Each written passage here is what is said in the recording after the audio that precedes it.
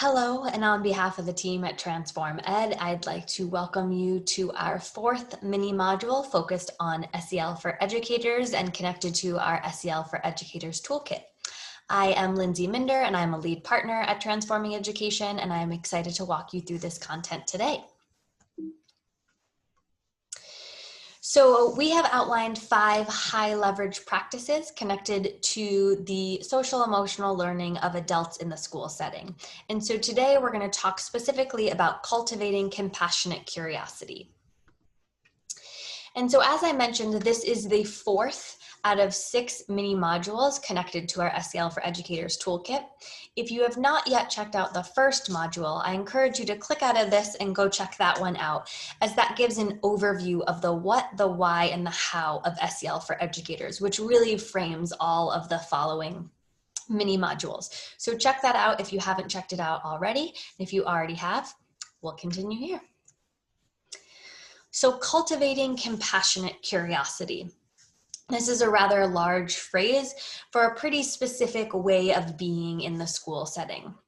Compassionate curiosity involves approaching each interaction, be it with a student, a colleague, a leader, a family, as an investigator and exploring why a behavior is happening, with the understanding that that behavior is a form of communication. Compassionate curiosity allows one to approach each situation with empathy instead of judgment. So really, this is a mindset we're bringing into the school setting, a way of approaching situations, orienting towards those situations, and then responding. And so we've identified 3 strategies connected to this high leverage practice: applying an asset-based lens, listening with empathy, and viewing behavior as communication. And through those 3 strategies, we feel that you can really develop this practice of cultivating compassionate curiosity. So first, let's talk a little bit about applying an asset-based lens. So research suggests that focusing on another person's strengths rather than their perceived weaknesses can lead to better outcomes. And this might seem pretty obvious because we've all had experiences where people have focused and highlighted our strengths and where people have sort of harped on our weaknesses. One tends to feel better than the other and leads to better outcomes. In the school setting, when teachers focus on students' strengths rather than their potential or perceived limitations, students are more successful and engaged.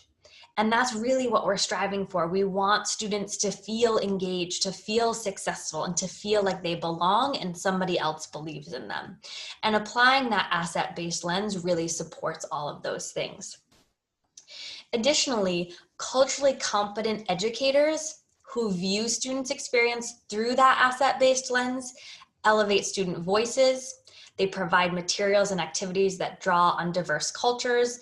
They capitalize on students' culturally grounded experiences and promote more equitable conditions for their students.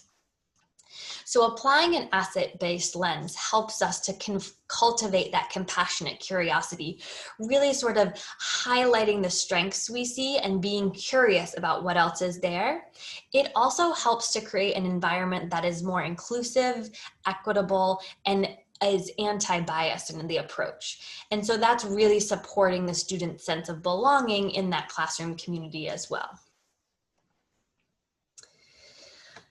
Also connected to cultivating a compassionate curiosity is the practice of listening with empathy.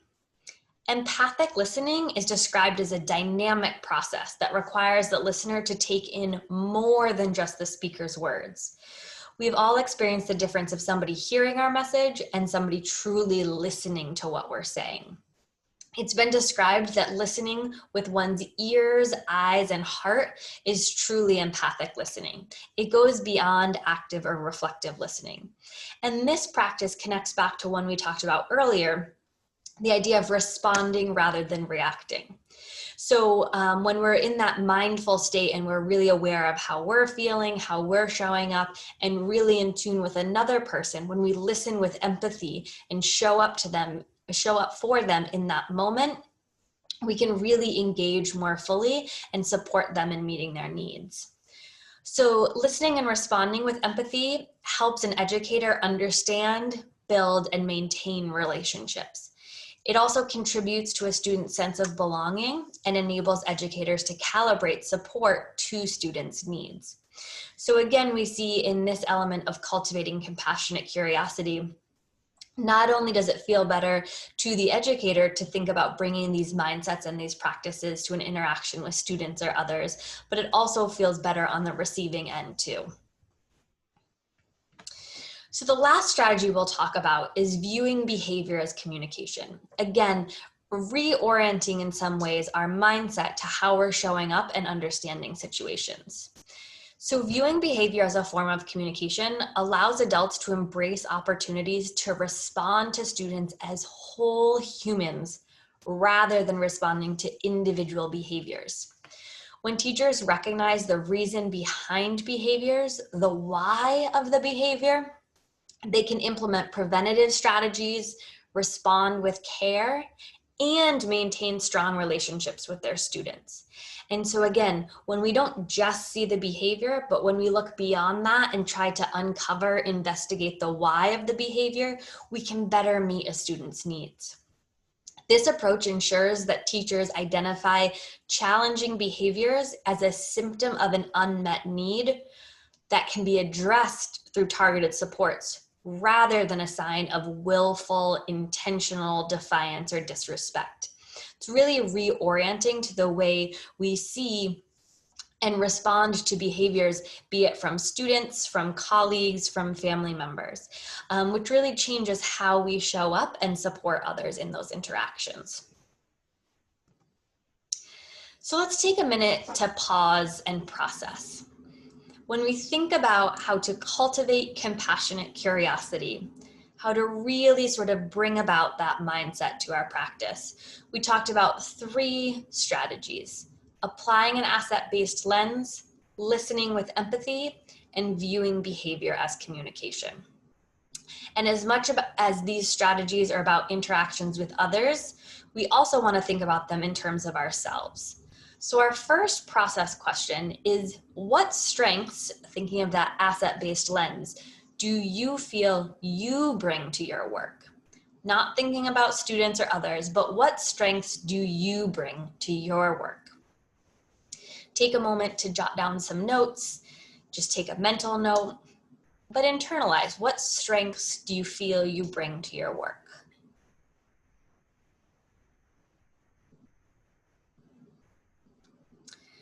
And then a question that to some of us might feel more comfortable: what strengths do you see your students bringing?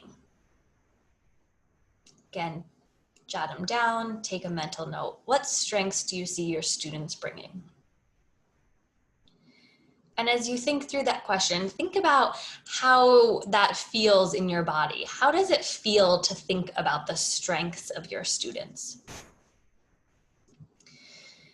And then of the 3 strategies outlined here, the asset-based lens, the listen with empathy, viewing behavior as communication, which do you feel pretty confident in that you've done a good amount of work on that you feel it's something that is pretty embedded in your practice already? And then conversely, when we think of those 3 strategies, which do you feel like you could use a little more focus on? And why do you feel that? What is it that you notice about yourself or your practice that makes you think that that strategy is one you could focus more on? And then when you think about focusing more on that strategy, are there any supports that you think you could use? People you could reach out to, resources you could explore? So we just want to note the importance of pausing to process and reflect after reviewing that content. It's great to think about these high leverage practices sort of in theory and to pick about the strategies, but then we also really want to pause, process, and internalize that learning so that we can then go act on that learning. And so if you'd like to learn more about these strategies and everything else that we have covered in the SEL for Educators Toolkit, please check out the entire toolkit using this link at the bottom of your screen. The toolkit contains a professional learning presentation, which has all of the slides included here and many more. It includes a companion guide, which has fantastic interactive engagement activities, which support you in really engaging with and practicing all of the different strategies we've outlined in the toolkit. This snapshot summarizes the 5 high leverage practices and their corresponding sub-strategies in a nice handy little one-pager. And then lastly, but certainly not least, we have a comprehensive list of resources in our reference list that you can also find in the toolkit. And so in the meantime, while you wait for the release of the mini module number 5 in this series, feel free to go to our website and check out all of our other resources that are constantly being released.